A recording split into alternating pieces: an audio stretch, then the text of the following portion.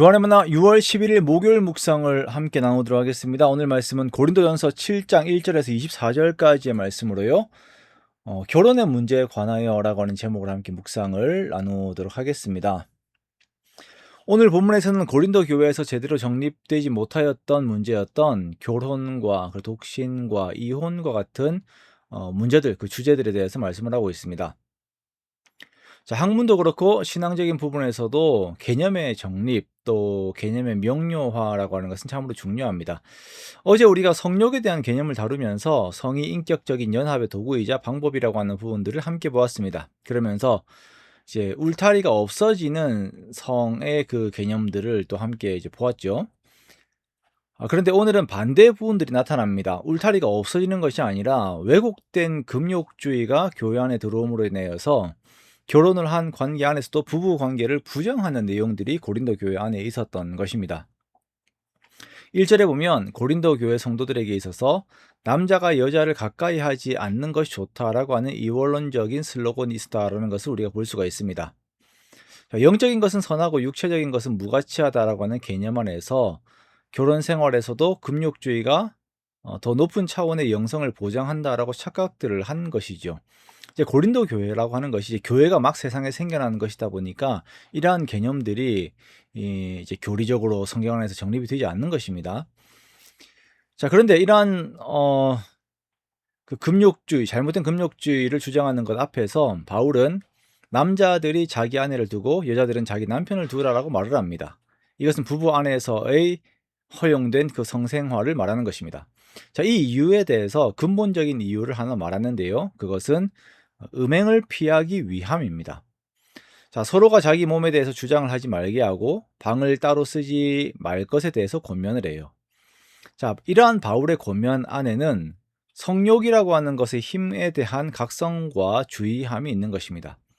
사단 마귀는 이러한 금욕주의를 이용을 해서 도리어 성도들을 음행에 빠지게 합니다.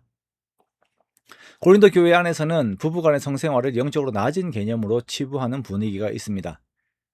남편과 아내 중 어느 한 사람이 이것을 이렇게 여겨버리면 성생활이 원활하지 않게 됩니다. 그러면 이것은 그 다른 쪽의 사람이 음행의 유혹으로 들어가게 되는 결과를 낳게 되는 것이에요. 부부 안에서의 성은 부정한 것이 아니라 하나님의 창조 질서 안에서 주어지는 선물입니다. 그러나 무리한 금욕은 오히려 성도들을 음행의 죄로 이끌어가게 만들어 버립니다. 분방을 하는 경우는 기도에 전념하기 위해서 합의하에 일시적으로만 허용이 되지만 이러한 예외들조차도 매우 조심스럽게 허용하고 있습니다. 기도의 시간들이 끝나면 다시 합하여 음행이라고 하는 유혹에 들어오는 틈을 없애야 합니다. 자, 그리고 두 번째는 이제 독신에 대한 것입니다. 바울은 독신의 은사가 허락이지 명령은 아니다라고 말을 합니다. 허락이라고 하는 것은 독신으로 지내는 것이 죄가 아니라는 의미입니다. 바울은 독신으로 지냈습니다. 그런 것처럼 미혼자와 과부들에게 독신을 권면합니다만 절제를 할 수 없다면 결혼을 하라라고 명합니다. 독신의 은사라고 하는 것은 하나님 나라를 위해서 그 욕구를 스스로 온전히 다스릴 수 있는 영적 그리고 심리적 상태를 의미를 합니다. 그러나 이것이 가능하지 않다면 억지로 독신을 고집하면서 내면의 정욕에 시달리는 것이 아닌 결혼을 하는 것이 낫습니다. 자, 이렇게 억지로 독신을 고집하면서 그 내면은 정욕에 시달리는 것은 거룩이 아니죠. 자, 이어서 바울은 이혼에 대한 내용을 다룹니다. 결혼은 하나님께서 짝지어 주신 것이기 때문에 사람이 함부로 나눌 수가 없습니다. 주님께서 말씀하신 것처럼 음행한 연고 없이는 이혼이 안 됩니다. 자, 고린도 교회에서는 이미 결혼을 한 사람이 불신자와 갈라서려고 하는 것이 있었습니다만 성도들은 신앙적인 거룩함을 핑계로 그들을 먼저 버려서는 안 됩니다. 앞에서도 말씀드렸지만 이제 막 교회가 생겨나다 보니까 신앙이 들어온 사람들이 어떻게 해야 하는 것이 올바른 것인지 이제 분간이 안 되는 거예요. 그러다 보니까 이것이 맞는 것인가 저것이 맞는 것인가 아주 혼란스러웠던 것입니다. 자, 성도들은 거룩한 영향력을 전파하는 존재들이기 때문에 믿지 않는 배우자에게 거룩과 복음을 전해야 합니다. 믿지 않는 배우자로 인하여서 그들의 어떤 세상적인 가치관에 물드는 자들이 성도가 아니라 성도는 자신들이 하나님 안에서 가지고 있는 거룩과 복음을 오히려 배우자에게 전파하는 자들입니다. 자, 이렇게 바울은 성도들의 결혼과 독신과 이혼의 문제에서 문제에 대해서 부르심을 받은 대로 그 처지대로 지내라라고 교문합니다.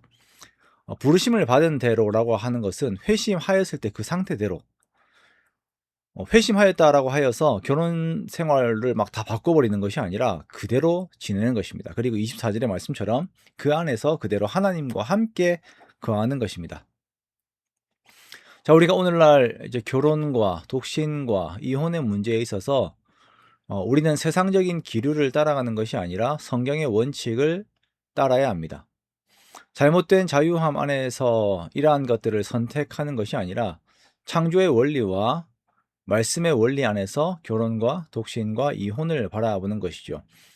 물론 여러분, 이제 결혼이라고 하는 것이 이제 자녀의 번성을 위한 다음 세대를 계속 만드는 것에 대한 그 목적을 가지고 있습니다.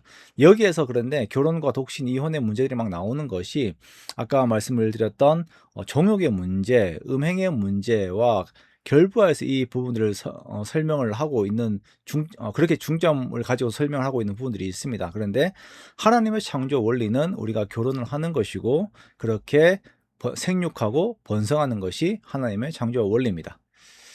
자, 그래서 우리가 성도된 우리들이 결혼과 독신과 이혼의 문제에 있어서 항상 말씀 안에서 기준이 있는 삶을 사는 우리가 되기를 원합니다. 그리하여 해서 이 혼탁한 세상 속에서 기준이 되는 삶을 사는 저와 여러분이 되시기를 주님의 이름으로 축원합니다.